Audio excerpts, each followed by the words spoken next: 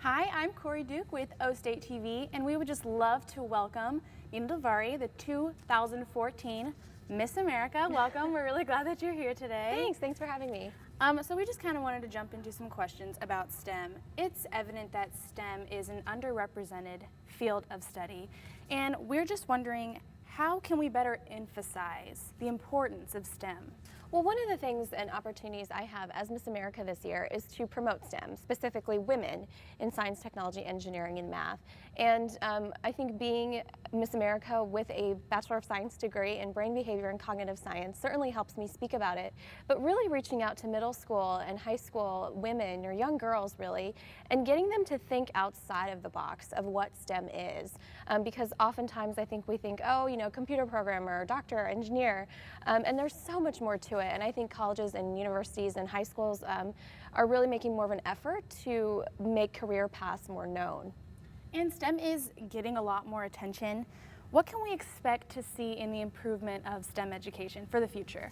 Well, I think continuing with thinking outside the box, you know, one of my close friends now designs small appliances for Whirlpool and KitchenAid, and he went to graphic design school, and that's a STEM-related field I would have never thought of.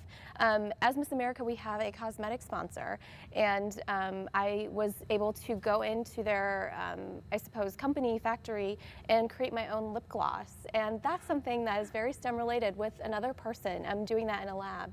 And I think just really promoting different fields of STEM is really the big key. And you said that you're promoting it for women. In Miss America, it's that majority of the women were involved in STEM-related activities. Yes, thank you for saying that. Yeah, which is extremely impressive. You know, how important it is for women to get involved in STEM. You know, if you had to give advice to the younger generation of girls who would want to be involved, you know, to be a doctor or something like that, what advice could you give them to be like, to tell them it's something important that they should, you know, get involved I would say, you know, I will say that to not give up. That being said, it is not for everyone, but to not give up, because I think as, you know, as a young child, I did struggle with science. And I, you know, sailed through with flying colors through middle school, mostly high school, but then junior and senior year, when you're taking those more challenging classes, honors and AP courses, it was something I struggled with. And I felt I was a really shy person, so it was really difficult for me to ask questions and ask for help. But I found myself in a situation being comfortable with one teacher that I was able to go to. I had friends that I asked for help. We had study groups. And then being more comfortable really prepared me for college, because you're going to need a lot of help in college to get through it. And you really need to develop those skills in high school. Exactly. You know, studies have shown that the rising generations in the United States are lacking in math and science, as opposed to countries like in Europe and Asia. Absolutely. How can we change that? Well, I think it starts obviously with our educational system, but I think it's really difficult because what I've seen is that more people are, you know, more involved with pop culture, TV and television, and they're always on social media and Instagram and this and that. There's always something to stay connected. And I think that really starts with parents. Parents, first and foremost, have to push education with their children, and that really starts in the home. And I had such a great support system. My family really pushed me in that direction, and I had great role models to look up to. And I think that's where we're really lacking, is to have parents be informed of how important this is. Now, you're a role model to so many young women, and you're dedicating your life to a year of service. So, you know, the spotlight is probably rarely dim, and you have a lot going on. Can you just tell me how you maintain a positive and uplifting spirit throughout all of the chaos and watchful eyes? Absolutely. It is difficult, and it's a year that really tests you and makes you understand who you are as a person. And the reality of the situation is that many people that I meet only meet one Miss America in their entire life, you know. Not everyone has the opportunity to meet many of them. And so I never want to be that Miss America who was tired or unfriendly or lazy or this or that. And it is hard because you're not going to please everyone, but to wake up every morning and know that every day I have the ability to influence someone, and I can either influence them in a positive way or a negative way, and to make sure I do the best I can to do it in a positive way. You know, with that being said, you're iconic in the cultural revolution that our society is undergoing right now. And I know one of your platforms as Miss America was cultural competence, and that's not something that you just adopted when you became Miss Right. America. It's something you've been advocating for a couple of years now. Absolutely. Walk me through the process of stepping out of that typical stereotype that you faced with your culture and how you overcame it and embraced it in front of millions of people. Absolutely. And for me, what it really came down to was my talent. Performing my talent, I did a Bollywood dance, and I've been classically trained in Indian dance ever since I was young, ever since I can remember. And for me, it was really about having that moment to share something for the first time on a stage like Miss America that was a huge part of who I was, but also a part of America now. And just having that moment live on ABC with millions of people watching was my moment, and I think winning Miss America was kind of icing on the cake, I suppose. But it's really just been an incredible honor to reach out to a new demographic of young girls who are representative of who America is today, and to have them say, wow, this year Miss America looks like me, and to be proud of who they are, where their family comes from. It's really important. Absolutely. And you know, even the runner-up was of a different descent.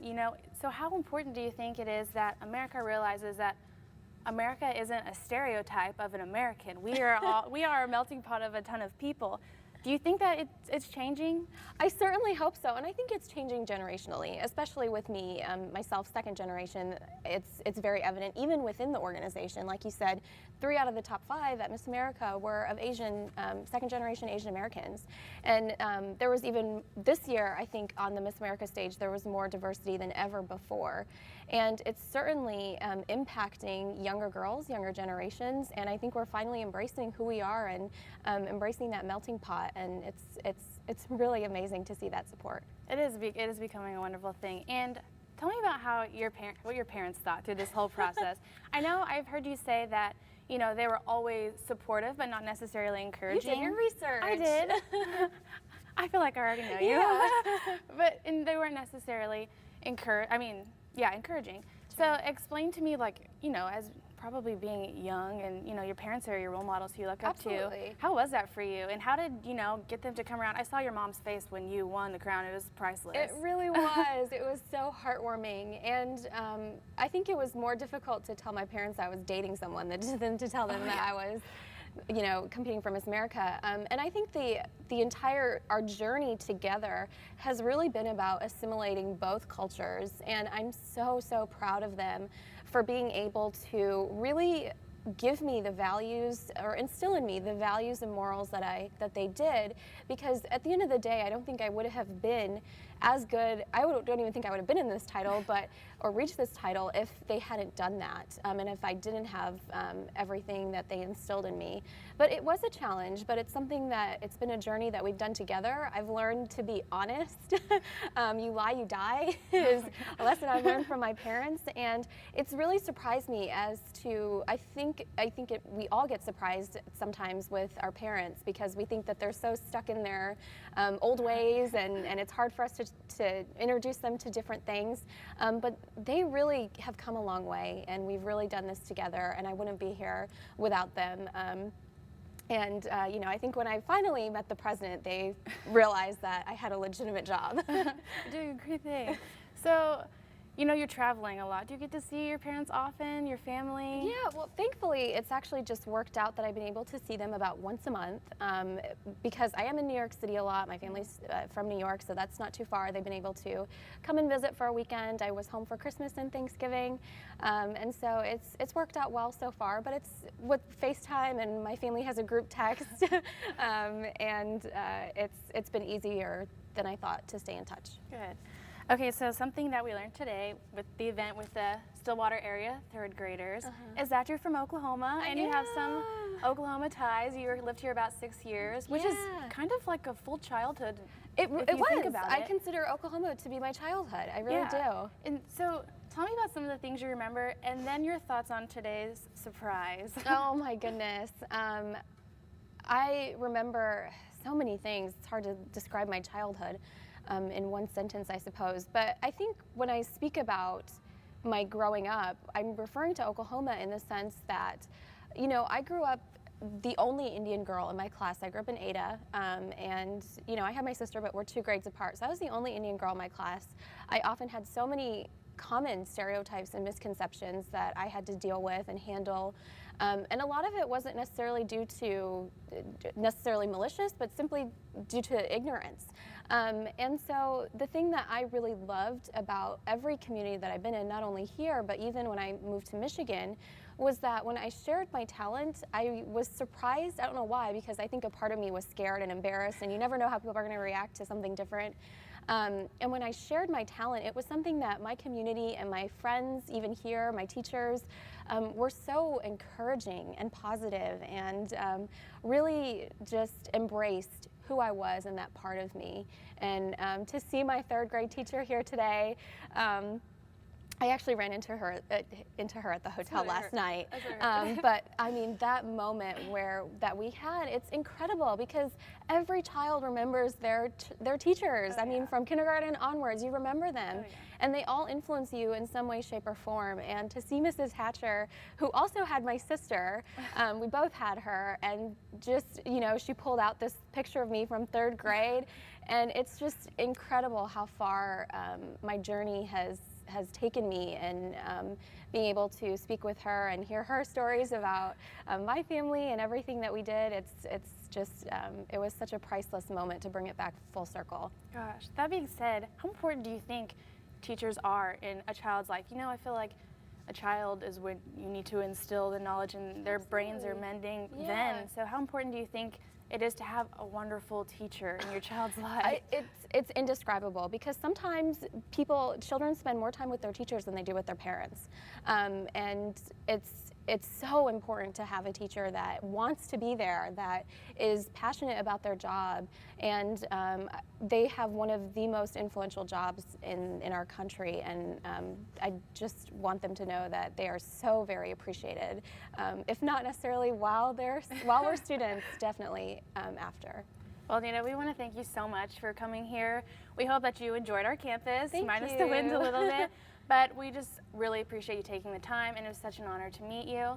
And we just hope you have a great rest of the day, safe travels. Thanks. And thanks for coming. Thanks for having me.